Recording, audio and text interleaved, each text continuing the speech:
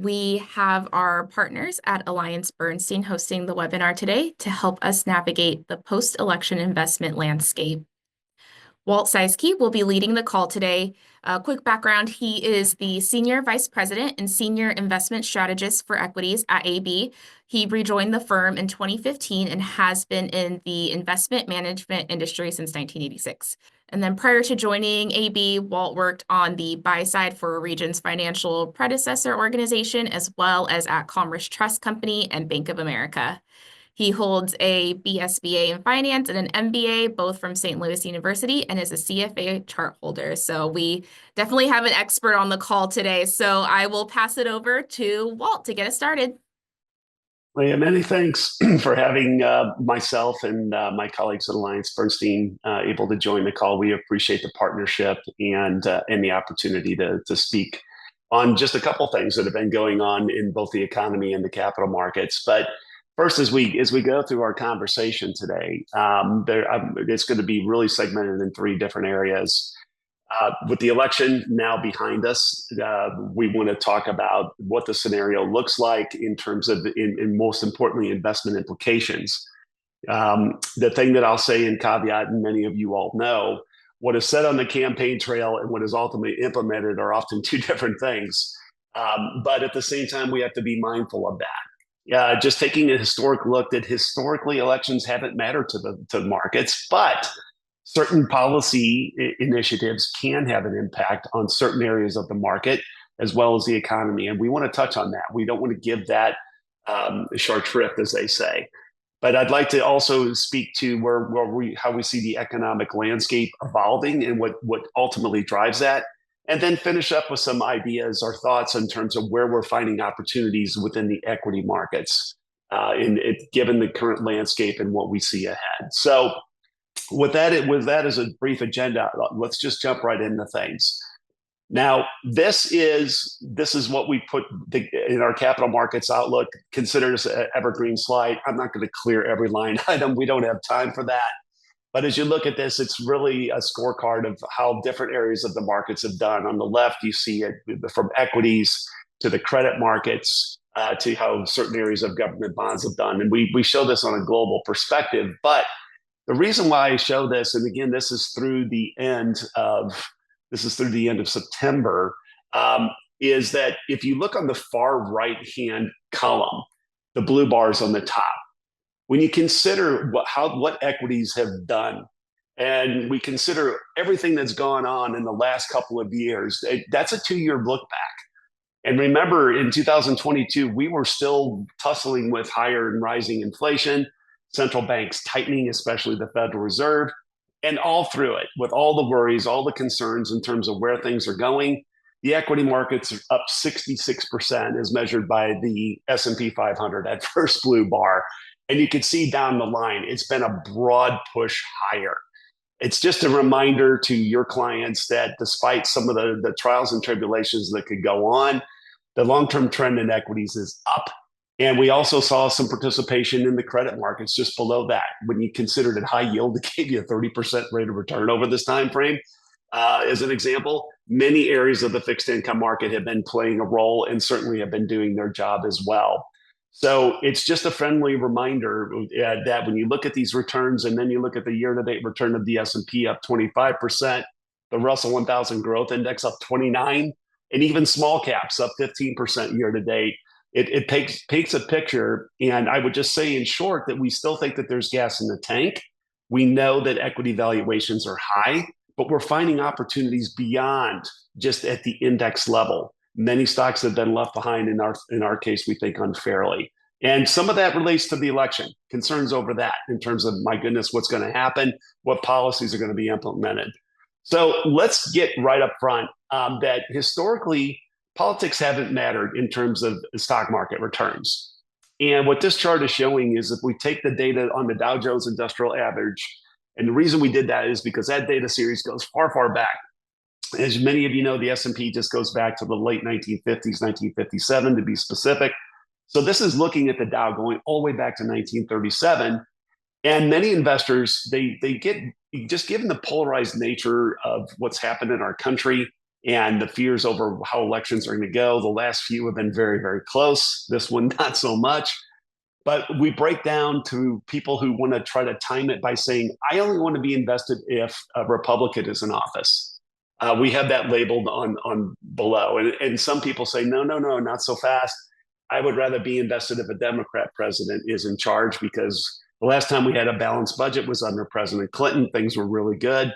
And we show what those returns. This is the classic growth of $10,000 over time. But look at the difference in savings if people would have just said, I'm just staying in the blue line, the top line. It's not even a race, to use a pun, right? In terms of an election race. Really, historically, they haven't mattered. But what we acknowledge is that certain policy initiatives can have a difference. This is looking at the more recent presidents who have been in office. If you go from left to right, the black line in the middle, again, is just the price return of the S&P 500 index. We go from President Obama through President Biden's term. So if you look at what President Obama inherited, it was coming out of the global financial crisis. He was trying to institute policies that would keep the economy going from that very, very scary time. And the stock market was doing quite well up until the point where the last 2 years of his presidency, things were a bit stagnant. The markets were flattish. Enter President Trump in 2016, and he was promising many of the things that he was promising before, less regulation, all perceived as more business friendly. The stock market loves that. It goes really, really well right up until COVID hit us, unfortunately. The stock market takes a swoon. And then what happens? There was a tremendous amount of stimulus put into place. I've referenced coming out of the GFC under President Obama, the amount of fiscal and monetary stimulus that came to bear in 2020 to address the COVID crisis made 2008 look minuscule. And what happened? After that downturn in the markets took off. There was some win-aiding, if you will, with the discovery of the vaccines for COVID to give people confidence. The markets really, really took off in a big way. And that economic healing began to occur from that downturn that was led by the global pandemic. Enter President Biden. He not only sees that stimulus, he actually doubles down on it. The markets still love that. They take off right up to the point where inflation started to become an issue. The markets take a swoon, things go down, the Federal Reserve comes in, does what they do by raising interest rates, the market digests that, and then off to the races again. So we've seen good corporate earnings growth as a support to stock prices. But my point in pointing this out and walking everyone through it is policy can matter. It can drive and influence market returns, and that's certainly been the case in recent years. So where are we now? With the election behind us, the scenarios that we had, we put this out in part of our election material, but I would train everybody's focus to the upper left-hand corner. We had different scenarios: Democratic sweep, Republican sweep, and that's shaping up to be the Republican sweep in the upper left-hand corner. And what does this imply? The Tax Cuts and Job Act is likely to be fully extended. There's a possibility, I say possibility, of additional tax cuts. We see increased discretionary spending. Neither candidate, if it was Kamala Harris or Donald Trump, was running under a campaign of reducing the deficit.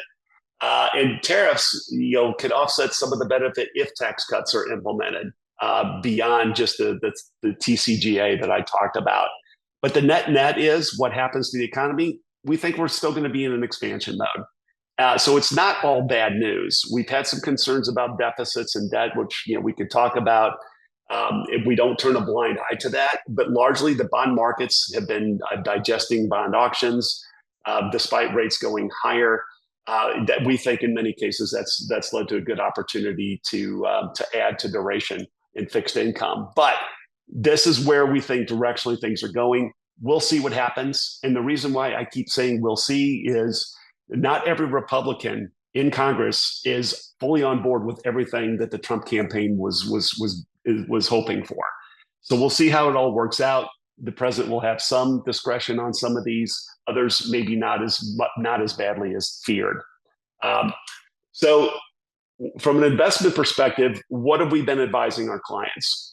And even before we knew the election results, the areas that you see in the two boxes below are areas that we were saying to us makes sense. And the rationale that we used was, let's look at areas of the market that either are not going to be impacted by a change in leadership, which we're seeing now, or if in the case of Kamala Harris, if she would have won the election, would have been, let's call it the status quo. And the reason why we highlighted things on the left to say equities, if it is in areas of oil and gas, if it's defense and security, and what I mean by security, that could be securing the supply chains, which has bipartisan support, by the way, cybersecurity. All those are areas that really there's unified support on. Areas like financial services by less deregulation, healthcare. We don't see that as being as onerous. There's been some concern about Robert F. Kennedy Jr. being appointed. That's a big we'll see. I'm not a political expert. I'm an investment strategist, as Leah said. But again, not every Republican member of Congress is on board, and that requires 60 votes to get an appointment like that. High and dividend yields growth stocks. We're of the mind that the Fed is going to continue to gradually lower interest rates. That's a tailwind for those, and even small cap equities. Within the growth equities, which I'll talk about, healthcare and some of the other areas that I highlighted make some sense. For fixed income, quickly, I'll just say, while inflation has been coming down and the markets have reacted positively to that, we think that inflation and rates are going to be at higher levels than what we saw pre-pandemic. So we think that areas like that make sense. High yield, we've mentioned that. That's what we mean by select credit. So those are some areas that we still think you're getting paid while you wait, and they're certainly going to continue to play a role as a part of portfolios. So, but what really matters longer term, I talked about some of those periods where policy can have implications to the market. Again, we do not turn a blind eye to that. We have to be cognizant of what's going on. While we don't know for sure what's going to happen, and we have certain assumptions that we make, we certainly monitor what's going on. But what ultimately drives it are these three items, which is economic growth, inflation, and what's going on with the labor markets.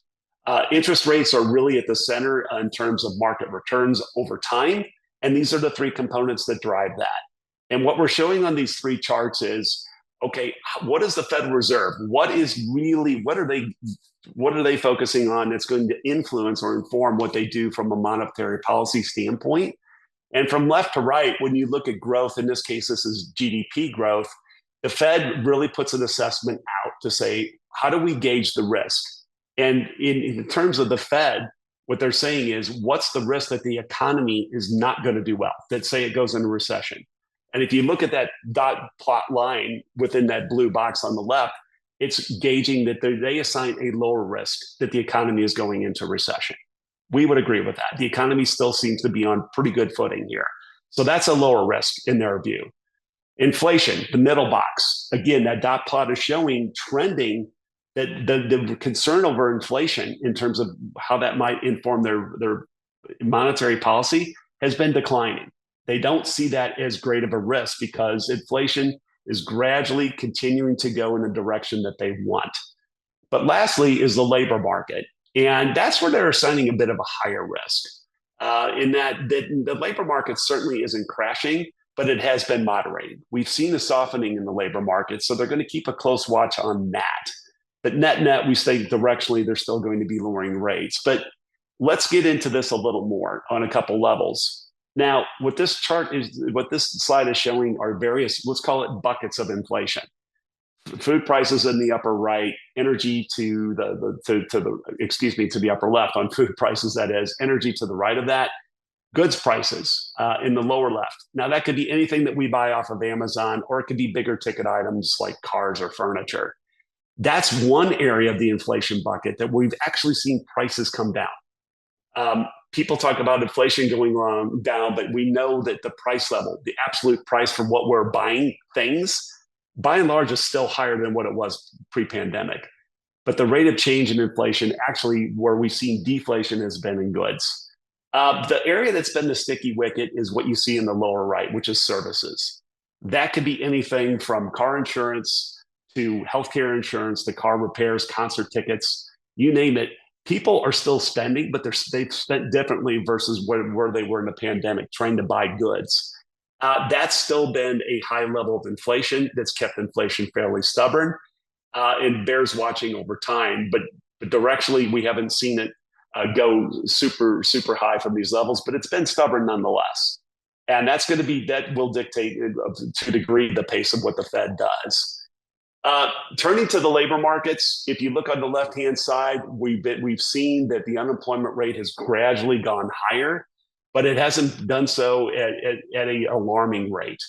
And the one thing that we've learned through the pandemic is that there are certain assumptions that work in past cycles that have been turned on their head.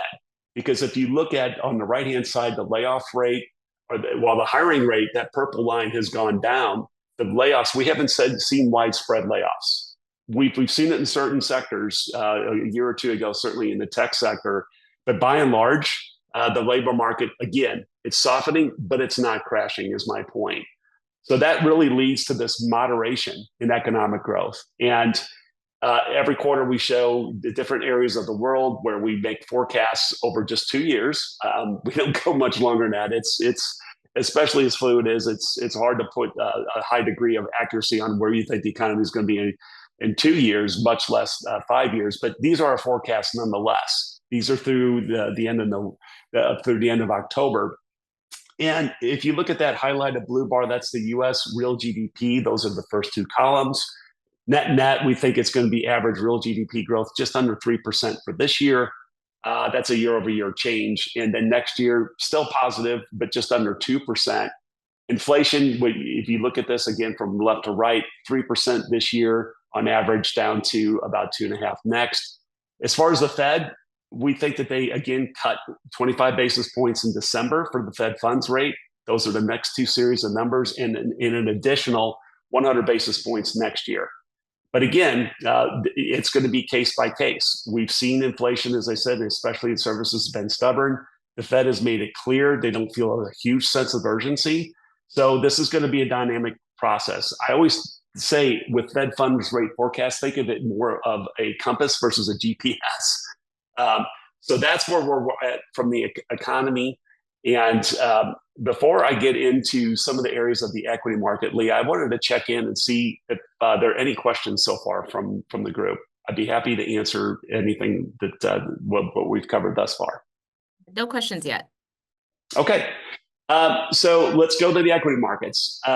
What we saw happen in the third quarter, and we're still seeing it to a degree, when I look at some of the small cap returns, even quarter to date, what we've seen there is we've seen a bit of a broadening of the market. Everybody talks about the Magnificent Seven stocks, but if you look on the far left-hand side, what we see in the third quarter, and again, we see that still in certain pockets, many of those indices outperform the S&P 500. Actually, the cap-weighted S&P 500, at the very bottom bar on the left, was the lowest return in the third quarter. Now, we've seen some fits and starts, but as I said, areas like small cap are still outperforming quarter to date. So we've seen a continuation of that. All that said, the index still does remain concentrated. Again, this is data through the end of September, but we were still at about a 36% weighting in the top 10 biggest stocks in the S&P. So it hasn't gone away, even though the market's broadening. But over time, we think that continues. And there are many, what I like to call magnificent others beyond the Magnificent Seven. And what we've seen in past cycles is what's happened when we've seen the top 10 stocks outperform by a massive amount over the cap-weighted S&P. We looked at the biggest or the highest absolute levels when that's occurred. We took this data back to 1990. And you can see on the left-hand side, the top 10 stocks are in blue. The S&P 500 cap-weighted is in gold, the second bar. We show the biggest times where it's outperformed, the top 10 that is.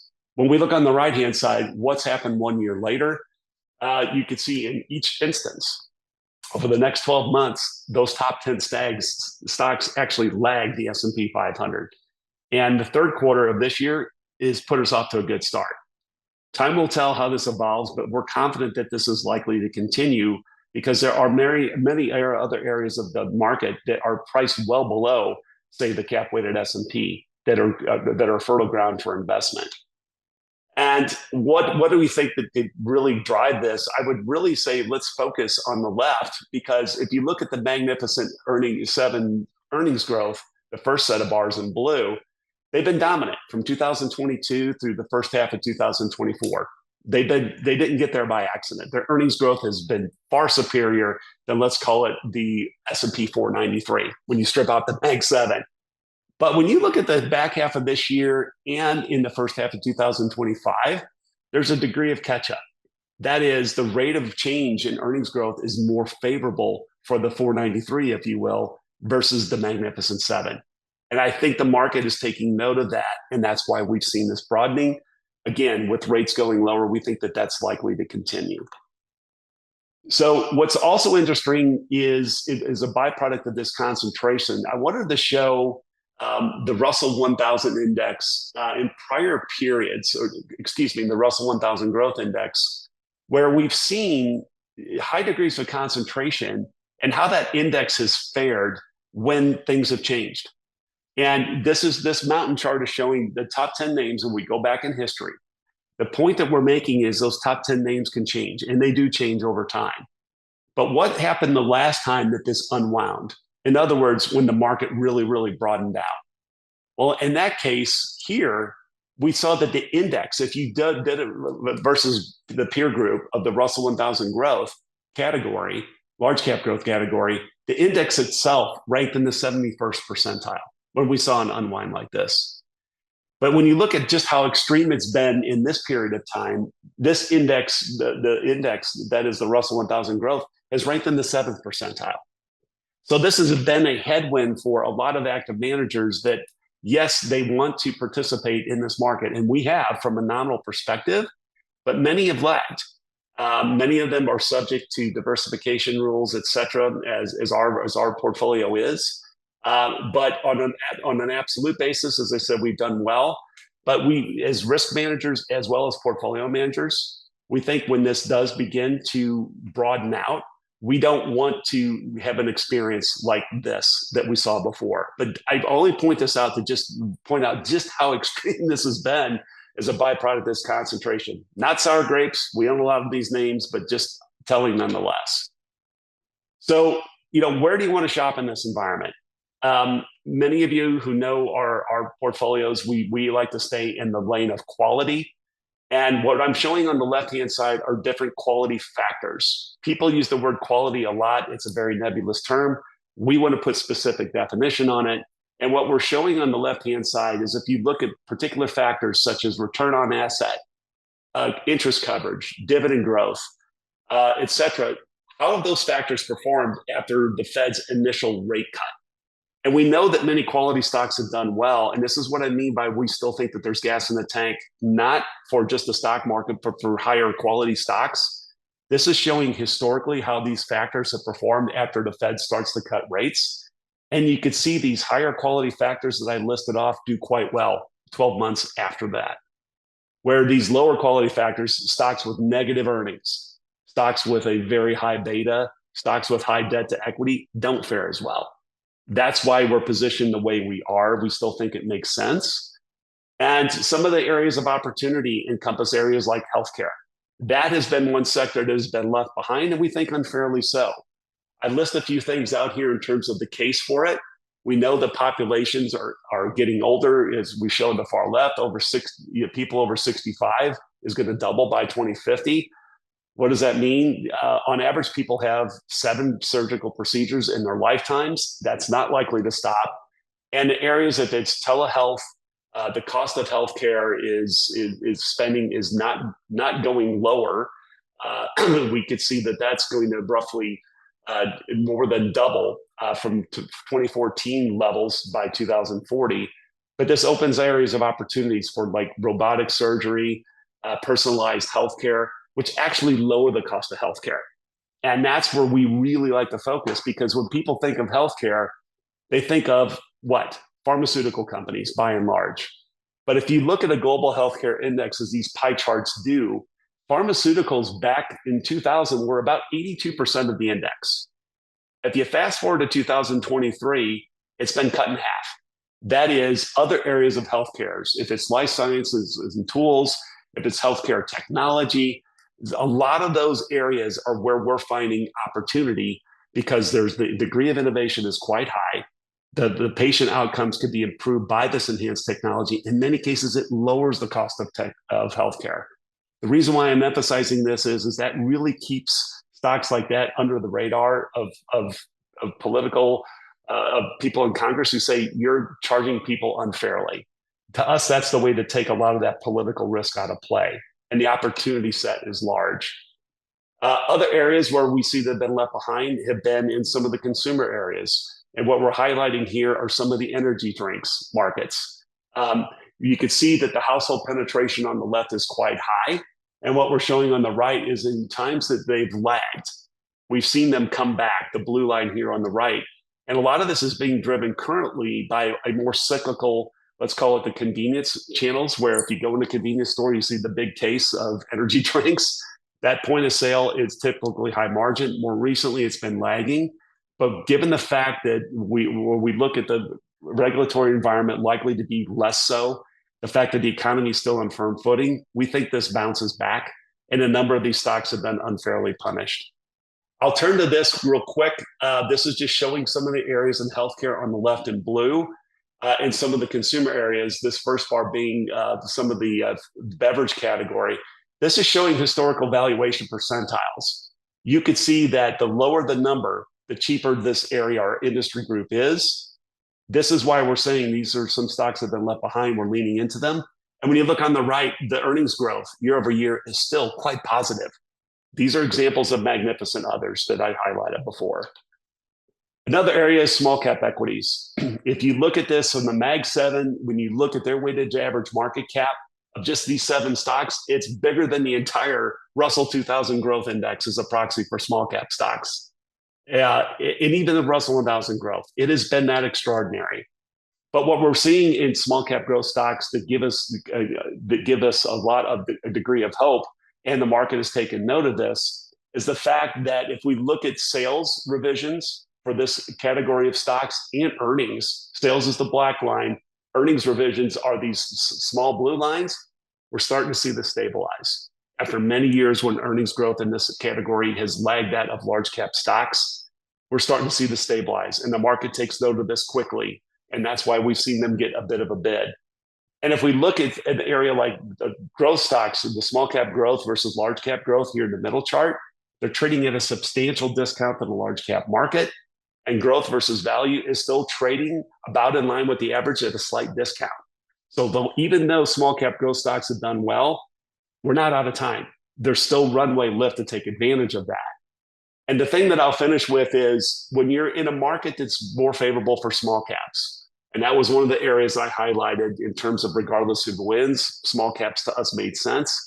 You don't want to, there is a degree of fear of missing out because your average small cap return during bull markets is about 29%. But you could see if you miss the best month, it drops by 5, et cetera, for 5 months and missing the 10 best months. So again, this is about time in the market, not timing the market. As we talked about the election, that the same applies. So I'll just wrap with 3 things. One, historically, politics haven't mattered, but we do have to be cognizant of things down the road from a policy standpoint that can have an impact of certain areas of the market. The economy, we still think it's on good footing, moderately slowing, but not going into recession. And let's look beyond the large cap, beyond the Mag 7. Those are great companies. We own them in some measure in our large cap portfolios, but there's so many other areas of fertile ground. And that's what I want to highlight for everyone today. Walt, thank you so much for your time today. We appreciate you giving us the update here. Is very informative and definitely great timing. So we appreciate you being on the call with us. Not at all. My pleasure, Leah. All right. Thanks, everyone. Have a great day.